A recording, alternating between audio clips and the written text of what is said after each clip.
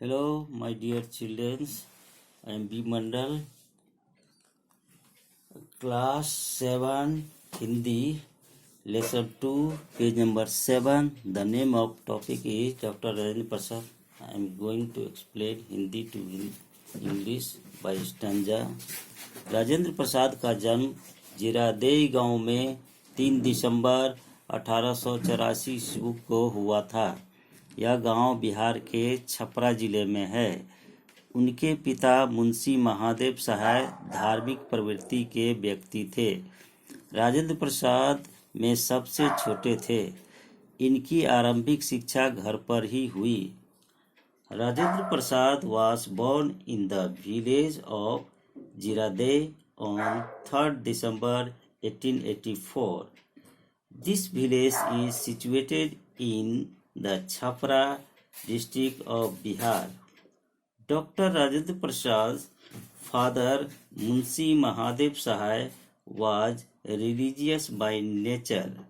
Dr. Rajendra Prasad was the youngest son of his family. He did his initial education from his home. इनका विवाह 12 वर्ष की आयु में जून 1896 में राजवंशी देवी से हुआ। इन्होंने 1906 में बीए की उपाधि प्राप्त की। जुलाई 1908 में ये मुजफ्फरपुर के भूमिहार ब्राह्मण कॉलेज में प्राध्यापक नियुक्त हुए। उसके बाद उन्हें कॉलेज का प्रिंसिपल नियुक्त किया गया। जुलाई 1906 में वे कोलकाता सिटी कॉलेज में प्रोफेसर नियुक्त हुए। 1910 में कानून की उपाधि प्राप्त की। 1916 में पटना उच्च न्यायालय में वकालत आरंभ की। He got married at the age of 12 on June 1896 to Rajvanshi Devi. In 1906, he attained his BA degree. In July 1908, he got appointed as the professor at Muzaffarpur at the Bhumihar Brahman College. After that, he got appointed as the principal of the same college. In July 1999, he was appointed as the professor at the City College of Kolkata. In 1910, he got his law degree.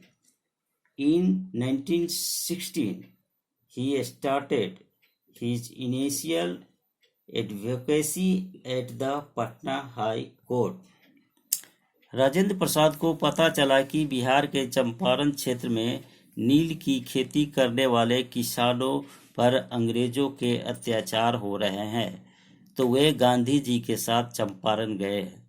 उन्होंने जमींदारों को समझाया, लेकिन वे नहीं माने। राजेंद्र प्रसाद ने अंग्रेजों के खिलाफ अत्याचारों की रिपोर्ट लिखकर गवर्नर को भेजी। चंपारण में गांधी जी के साथ सत्याग्रह में शामिल हुए। गवर्नर को इनकी बात स्वीकार करनी पड़ी। भारत की भूमि पर गांधी जी का यह पहला सत्याग्रह था। Rajendra Prasad got to know that in the Champaran area of Bihar that the Britishers were torturing the indigo farmers. So he, along with Gandhi ji, went to the Champaran. He tried to explain about this to the landholders or the landowners, but they ignored. Dr. Rajendra Prasad wrote a report against the torture of the British and sent it to the governor. He joined and got included with Gandhiji in the Satyagraha movement in Champaran. The governor had to accept his report on Indian soil. This was the first ever successful Satyagraha of Gandhi ji. फिर वे गुजरात गए। वहां खेरा आंदोलन में राजेंद्र प्रसाद ने सरदार पटेल का साथ दिया तथा किसानों के संघर्ष को सफल बनाया। 1924 में वे अखिल भारतीय हिंदी साहित्य सम्मेलन और कोकोनाडा अधिवेशन के अध्यक्ष बने। Then he went to the Gujarat. There he joined the Khera movement, the second Satyagraha, with Sardar Vallabhbhai Patel, and made the struggle of the farmers successful. In 1924, he became the director of the Akhil Bharatiya Hindi Sahitya Sammelan and in Cocanada अधिवेशन। राजेंद्र प्रसाद ने गांधी जी के साथ असहयोग आंदोलन में भाग लिया। फिर उन्होंने वकालत छोड़ दी, आंदोलन में हिस्सा लेना प्रारंभ कर दिया। उन्होंने 1981 में बिहार विद्यापीठ की स्थापना की। सन 1928 में इंग्लैंड और यूरोपीय देशों में गए। वहां उन्होंने युद्ध विरोधी सभाओं तथा आंदोलन में भाग लेकर शांति आंदोलन का नेतृत्व किया। 1922 में महात्मा गांधी के गिरफ्तार होने पर बिहार में गांधी जी के रचनात्मक कार्यों का प्रचार प्रसार किया। 1924 में जेल से छूट जाने पर वे पुनः रचनात्मक कार्यों में लग गए। राजेंद्र प्रसाद participated in असहयोग movement, means non-cooperative movement. After that, he left advocacy and started to take part in the movement. In 1921, he established the Bihar Vidyapeeth. In the year 1928, he went to England and other European countries. There, he joined the assemblies which were against war as well as joined and led the movement which were related to peace of various nations.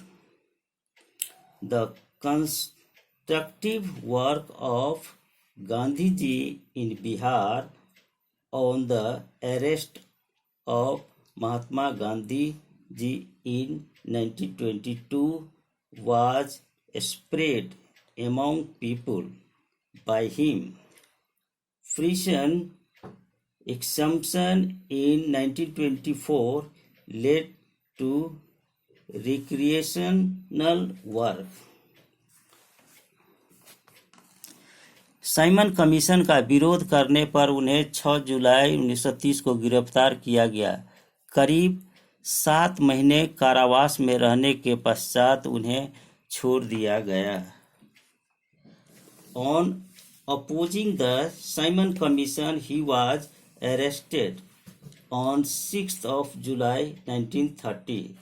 After nearly 7 months of imprisonment, he was released. Bihar में आए भूकंप से चारों तरफ तबाही मची थी, अतः राजेंद्र प्रसाद भूकंप पीड़ितों की सहायता में जी जान से लग गए। उन्हें स्वयं दमे की बीमारी थी।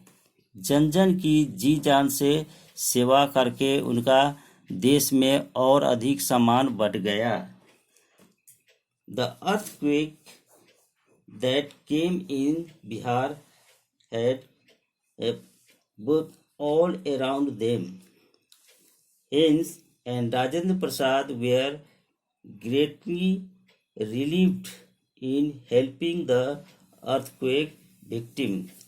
He himself had asthma, but he serviced to the masses and became even more common in the country. Mahatma Gandhi द्वारा उन्हें देश रत्न की उपाधि प्राप्त हुई। स्वतंत्रता आंदोलन में उनका महत्वपूर्ण योगदान रहा। अक्टूबर 1934 के मुंबई कांग्रेस अधिवेशन का उन्हें अध्यक्ष बनाया गया। जब 1939 में नेताजी सुभाष चंद्र बोस ने कांग्रेस के अध्यक्ष पद से त्याग पत्र दे दिया तो डॉक्टर राजेंद्र प्रसाद को अध्यक्ष नियुक्त किया गया।